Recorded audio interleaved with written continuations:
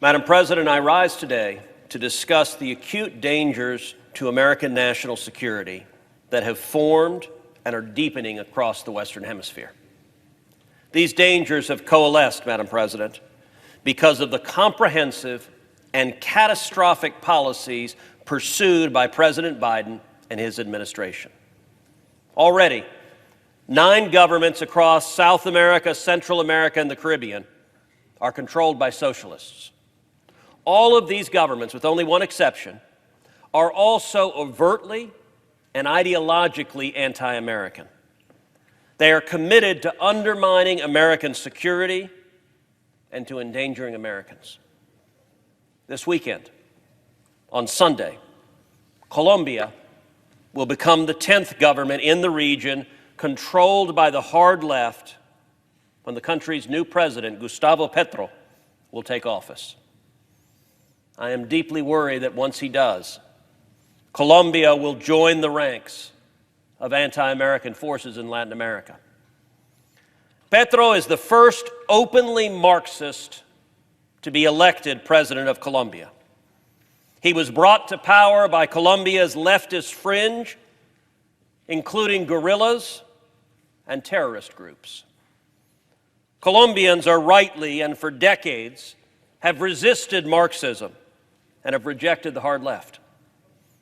The first reason for this is that Marxists have long been violent guerrillas who have wreaked havoc in Colombia.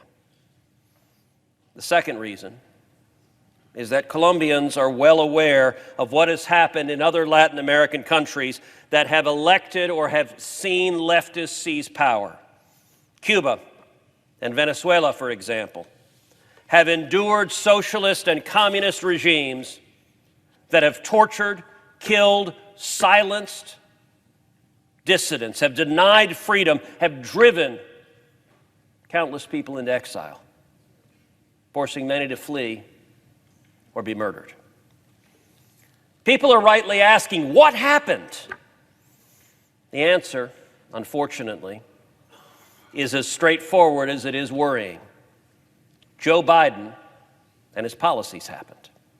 The Biden administration seems ideologically committed to systematically alienating our allies and empowering our enemies. In this goal, and perhaps only this goal, they have been wildly successful. Since Joe Biden's been in office, we've seen forces for evil in Iran, in Afghanistan, in Russia, in China, in Venezuela, in Cuba, gain strength, while our friends and allies in Israel, Ukraine, Hong Kong, and Taiwan have felt abandoned and alone.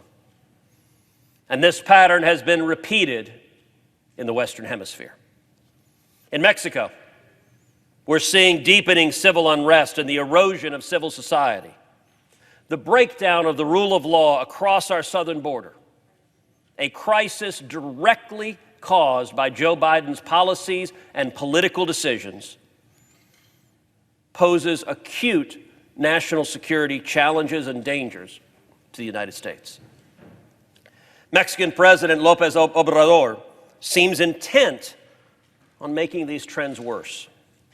And when I questioned a Biden State Department official on Obrador's targeting of American companies and the nationalization of energy in Mexico, he wouldn't even admit that those were bad things. And if he's not willing to admit to the Senate Foreign Relations Committee that the leftist president of Mexico targeting of American companies and the nationalization of energy in Mexico are bad things, then we can be certain the Biden administration is also unwilling to convey that to Mexico. When we saw Cubans flood the street last summer yelling "Libertad" and waving American flags, the Biden administration couldn't even bring itself to come out with a strong support and statement for the people marching in the streets of Cuba. In statement after statement, as protesters swept into the street, administration officials failed to unequivocally support the protesters and critically failed to condemn the brutal thugs that the communist regime was sending to assault, brutalize, and silence the speech of Cuban citizens seeking freedom. And when it came to Colombia, the Biden administration went out of its way to undermine and to alienate the pro-American government of Colombian President Duque. President Biden denied Duque a call for the first 5 months of the administration, providing morale and momentum for Duque's domestic enemies.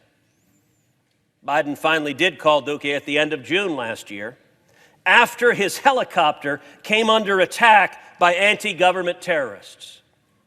And what was the reward Biden had for the terrorists?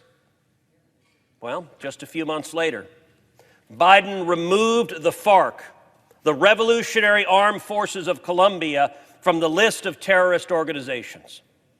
He also dismantled terrorism sanctions on individual FARC members.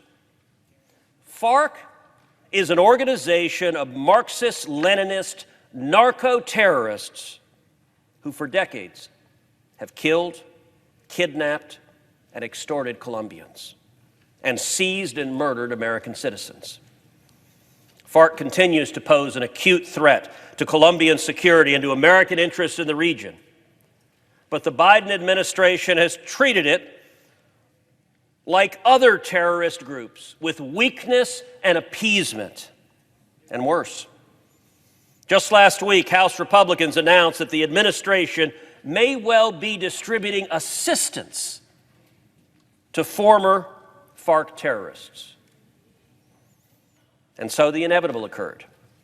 The Colombian far left gained momentum and Petro was elected. Madam President, this is what happens. This is what always happens when America abandons our friends. Colombia has been an indispensable ally to the United States.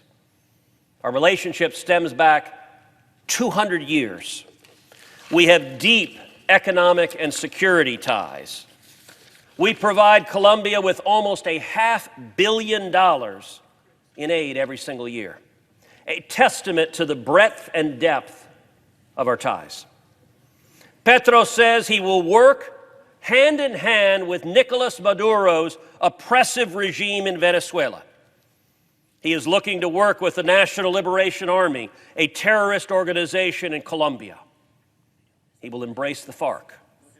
He says he wants to stop oil production and to roll back cooperation with the United States on stopping drug trafficking. In fact, Petro seems deeply committed to weakening and undermining the U.S.-Colombian relationship. I hope and pray that he doesn't weaken it. I hope and pray that his rhetoric and language in the past is not carried forward in policies when his administration begins. I want to see Colombia remain a close U.S. ally. I don't want to see Colombia follow the example of other socialist governments in the Western Hemisphere. We know where that leads. Both Cuba and Venezuela used to be prosperous countries until leftists came to power. Venezuela in 1950 was the fourth wealthiest country on the face of the earth. The United States was first, Switzerland was second, New Zealand was third, and Venezuela was number 4. Then socialist dictators came to power, including Hugo Chavez and Nicolas Maduro. And they destroyed much of that mighty nation. The quality of life deteriorated so much in Venezuela that people are literally eating out of trash cans in alleyways as they flee the country by the millions. In Cuba, when Fulgencio Batista staged a coup and became a brutal dictator in the 1950s, my father was a teenager in Cuba, and he fought against Batista's cruel regime. My father was imprisoned and tortured. He was beaten in a Cuban jail. He had his nose broken. He had his teeth broken out of his mouth. My father fled Cuba in 1957. He came to America. He came to Texas seeking freedom. He had $100 in his underwear. He didn't speak English. He washed dishes, making 50 cents an hour. In 1959, Castro and the communist revolution succeeded there. Shortly thereafter, my father returned to Cuba only to be horrified at the evil and oppression that Castro had brought, at the murder, at the torture, at the suffering, at the poverty. My aunt, my tia Sonia, his kid sister, was still in Cuba. My tia Sonia fought in the counter-revolution against Castro. And my tia Sonia was imprisoned and tortured by Castro's thugs. This is the future that may well be awaiting Latin American countries that embrace socialism. This is the pattern we've seen over and over and over again. Petro was elected, but if he follows the pattern of other leftist dictators, it may prove to be the last free election in Colombia. So how has the Biden administration handled Petro's rise to power, which their own weakness and their own appeasement facilitated, with yet more weakness and appeasement?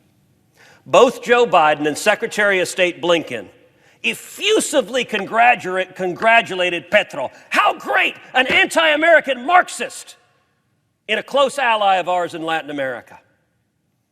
And they said they looked forward to working with him on shared interests. I hope those shared interests don't include undermining the United States of America. Madam President, there is value in clarity. There is value in telling the truth about what socialism does to a country from the bully pulpit of the United States.